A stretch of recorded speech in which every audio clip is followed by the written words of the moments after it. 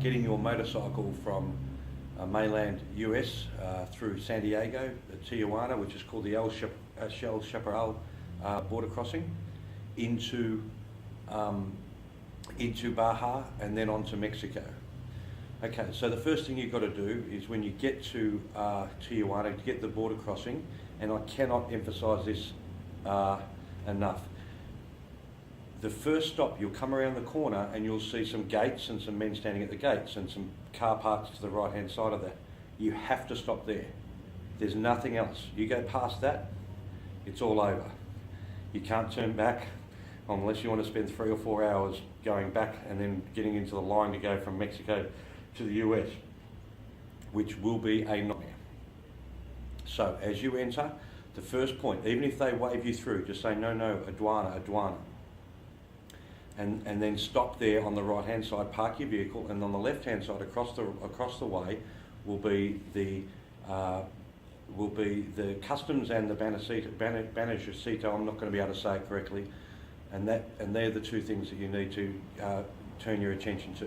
Before you come into Tijuana, I would suggest that you get copies of your passport, copies of your title, copies of your registration. If you don't own the vehicle, get a letter from your leaseor or your bank to say that whoever you've got it from, the lease from, to say that it's okay for you to travel to Mexico. Okay, get a signed copy from an authority that it is on the title of your vehicle. Okay, if you do own your vehicle, that's fine. So let's go through it. The first thing you're going to do is stop. The first stop you get to. Don't think, oh, there's another one just afterwards. It's the first stop. I was speaking with Alec Chacon, and he told me he mentioned this to about 80 people, and only a handful, like 3 or 4, actually stopped because they thought there was something more, because it feels really weird. So as soon as you get there, they're probably just going to wave you on, but don't. You have to stop. So once you stop, you go and get your FMM tourist card. Okay, that allows you to travel for up to 180 days anywhere in Mexico. You need that. You do need that. Once you get that, ask for where you get a copy of it. So then you go and get a copy of it. This is before you go to get your aduana, your vehicle import permit. So once you've got your FM tourist card and it's stamped, your passport stamped, they might not stamp your passport, but it doesn't really matter if it's stamped or not. But once you get your tourist card from customs, you then go next door to the Banjacito, whatever it's called, and you've got your copy of your card. So you've got your card and your copy of your tourist card.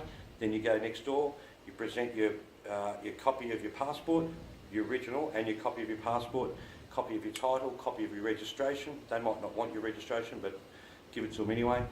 Registration, and if your car's leased or your motorbike's leased, then have the letter from your thing. You also need your insurance, although they didn't look at my insurance, Mexico insurance for my vehicle.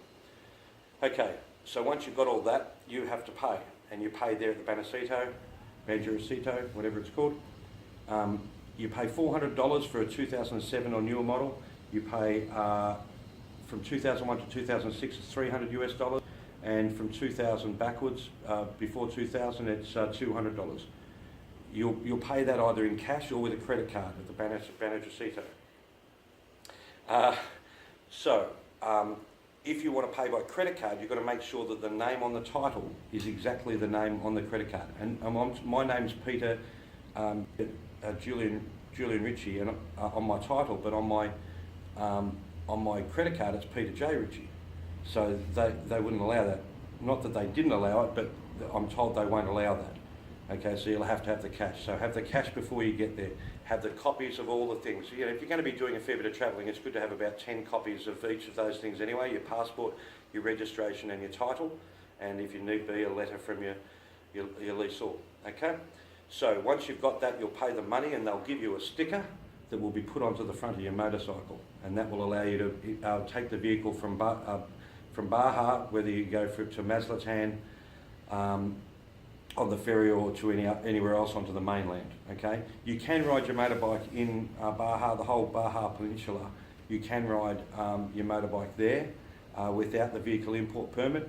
But if you're going to go further than that, you'll need to get it. the import permit. You can also get the import permit at the La Paz terminal.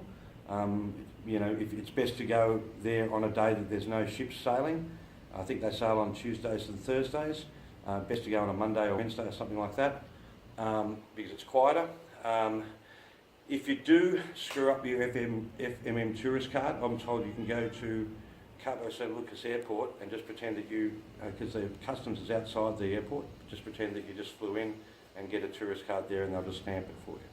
But other than that, you're not going to be able to get a tourist card, and you can't get your Tijuana unless you've got your tourist card. So you have to have your tourist card. They'll ask for the tourist card, and if you don't have it, you can't get it. So that's why the most important stop is when you first get in there, to make sure you get your tourist card, or else you're going to be running around afterwards and it's going to be painful. There's only a few places you can get them. You can't go to customs in any of the cities and get a tourist card. They won't give it to you unless it's a destination from an international destination city. And there's only a couple of them in all of Baja Peninsula. So make sure you get that done, or you're going to be up for nightmares. Okay? So that's how you get your vehicle into Mexico and get your tourist card.